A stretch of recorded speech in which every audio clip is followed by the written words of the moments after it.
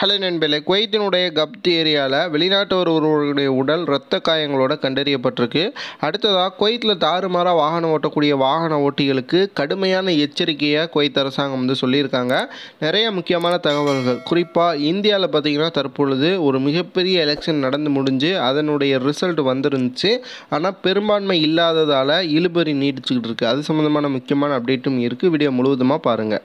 முதல் செய்தி, நம்முடைய இந்தியாவை ஆளப்போகக்கூடிய ஒரு மிகப்பெரிய எலெக்ஷன் ரிசல்ட் நேற்று வெளியாகிருந்துச்சு. 232 இடங்கள் இந்தியா அலையன்ஸும் என்டிஏ கூட்டணி 292. ஆனால் பிஜேபி தனி பெரும்பான்மை இல்லாததால் ஆட்சி அமைப்பதற்கு கூட்டணி கட்சிகளை நம்பி இருக்கக்கூடிய ஒரு சூழலும் ஏற்பட்டிருந்துச்சு.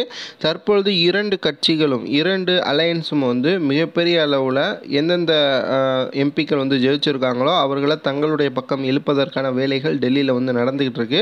இதில் முக்கியமாக என்டிஏ கூட்டணி தான் அவர்களுடைய ஆட்சி அமைப்பதற்கான வாய்ப்புகள் அதிக அளவில் இருக்குது. அதாவது மோடி தான் திரும்பவும் பிரதமராக வருவதற்கான வாய்ப்புகள் இருப்பதாக தற்பொழுது வந்திருக்கக்கூடிய செய்திகள் சொல்லியிருக்கு.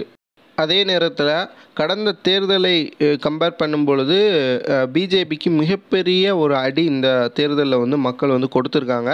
ஏன் அப்படின்னா, போன தேர்தல் பார்த்திங்கன்னா தனி பெரும்பான்மை 272 சீட் கட்டாயம் இருந்துச்சு அப்படின்னா அவங்க ஆட்சி அமைக்க முடியும்.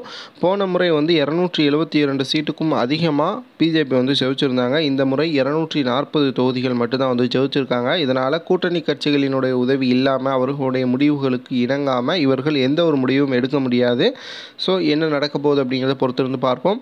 இந்த வீடியோ பார்த்து இருக்கக்கூடிய நண்பர்கள் எந்த கூட்டணி கட்சிகள் இந்தியாவை ஆளணும் அப்படின்ட்டு கீழே கமெண்ட் பாக்ஸில் பதிவு பண்ணுங்கள். அடுத்து குவைத்தினுடைய செய்தி என்ன அப்படின்னு பார்த்தீங்கன்னா, கப்த் ஏரியாவில் பார்த்தீங்கன்னா ஒரு இறந்த நிலையில் ஒரு வெளிநாட்டவரினுடைய உடல் கண்டறியப்பட்டிருக்கு. அவருடைய உடலில் இரத்த காயங்கள் இருப்பது தெரிஞ்சிருக்கு. உடனடியாக அவரை ஃபாரன்சிக் ரிப்போர்ட்டு எடுப்பதற்காக அனுப்பப்பட்டிருக்கு. என்ன காரணத்தினால இறந்திருக்காரு அப்படிங்கிறதையும் அந்த ஏரியாக்களில் இருக்கக்கூடிய சிசிடிவி ஃபுட்டேஜும் ஆராயப்பட்டுக்கிட்டு இருக்கு. குவைத்தில் இந்த மாதிரி இறந்த நிலையில் உடல் கண்டறியப்படக்கூடிய செய்திகளை கேட்கும் பொழுது நமக்கு ஒரு மிகப்பெரிய பயம் ஏற்படுது. ஏன் அப்படின்னா, நாம் ஒரு தொழிலுக்காக வந்திருக்கோம், அந்த இடத்துல இந்த மாதிரியான சம்பவம் நடக்குது அப்படிங்கிறத ஏற்றுக்கொள்ளவே முடியலை.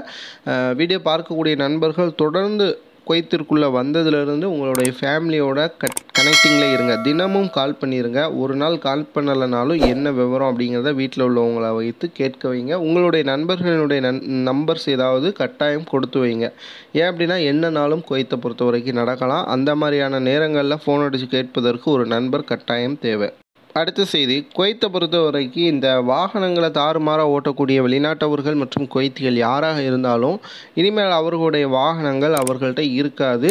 அந்த மாதிரி தாறுமாறாக வாகனத்தை ஓட்டி அது குவைத்தினுடைய ஜென்ரல் டிராஃபிக் டிபார்ட்மெண்ட்டுக்கு கம்ப்ளைண்ட்டாக வந்துருச்சு அப்படின்னா உடனடியாக அந்த நம்பர் பிளேட் அடிப்படையில் அந்த வாகனங்கள் பறிமுதல் செய்யப்பட்டு சுக்குநூறாக நொறுக்கப்படும் அப்படின்ட்டு எச்சரிக்கை விடுத்திருக்காங்க. ஸோ குவைத்தில் சின்ன தவறு கூட செஞ்சிடாதீங்க.